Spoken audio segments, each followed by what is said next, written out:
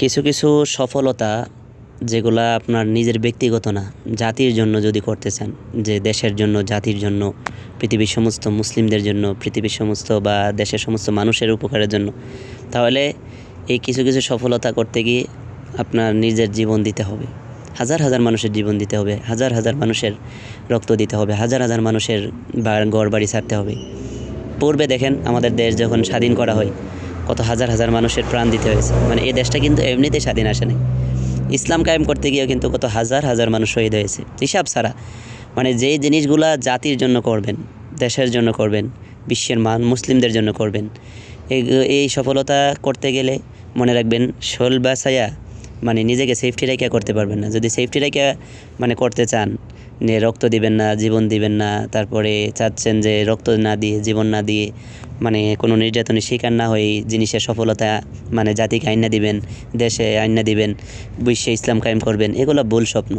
এগুলো যারা দেখতেছেন, পূর্বে যারা দেখছেন, তারা কখনো এগুলো সফলতা করতে পারেন নাই, ভবিষ্যতেও করতে পারবেন না। কারণ নিজের জানমাল সেফ রাখিয়া পূর্বে মানুষ দেশও স্বাধীন করতে পারে নাই। যে কোনো সফলতা যদি জাতির জন্য কেউ আনতে চায়, ব্যক্তিগত না, জাতির জন্য, বিশ্বের মুসলমানদের জন্য, অথবা দেশের পুরা জাতির জন্য, দেশের সমস্ত মুসলিমদের জন্য, যে কোনো বিষয়ে যদি স্বাধীনতা অথবা যে কোনো বিষয়ে যদি সফলতা আনতে চান, তাহলে শত শত মানুষের প্রাণ দিতে হবে। প্রাণের মাধ্যমে কিন্তু সফলতা আসবে। যেমন পূর্বে আমাদের দেশ স্বাধীন করতে গিয়ে কিন্তু অনেক মানুষের অনেক মানুষের জীবন দিতে হয়েছে, অনেক মানুষ নির্যাতনের শিকার হয়েছে। তেমনই পূর্বে ইসলাম কায়েম করতে গিয়েও অনেক সাহাবা ইকরাম জীবন দিতে হয়েছে, অনেক আলেম ওলামা জীবন দিতে হয়েছে, অনেক মানুষ জীবন দিতেছে।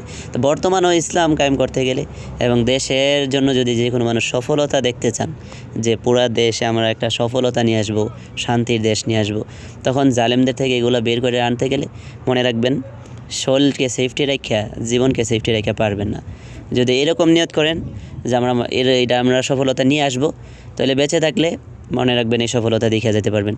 আর এরকম মন মানসিকতা নিয়ে নামতে হবে মাঠে ময়দানে, যে দেশের জন্য সফলতা আনতে গিয়ে যদি আমরা মারা গেলাম, তবে মারা গেলে এটাই হক কথা বলতে গিয়ে, হক পথে থাকতে গিয়ে যদি জালেমদের হাতে মারা যান, তাহলে আশা করি ইনশাল্লাহ আলেম ওলামাদের মতামতে ইনশাল্লাহ নিঃসন্দেহ শহীদ।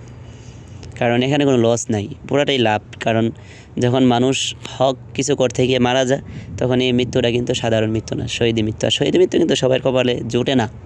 তো যাই হোক, একথাটাই প্রত্যেকটা মুমিন মুসলমান মনে রাখতে হবে যে যখন আপনার ব্যক্তিগত না, পুরা জাতির জন্য কোনো সফলতা নিয়ে আসতে চাইবেন, তখন মনে রাখবেন জানমালের চিন্তা করা যাবে না। তখন সব সময় জানমালের চিন্তা ছেড়ে মাঠে ময়দানে কাজ করতে হবে। তো যাই হোক, আল্লাহ তাআলা সমস্ত বিশ্বের মুসলমানদেরকে হেফাজত করুক এবং মুসলমানদের স্বাধীনতাকে হেফাজত করুক।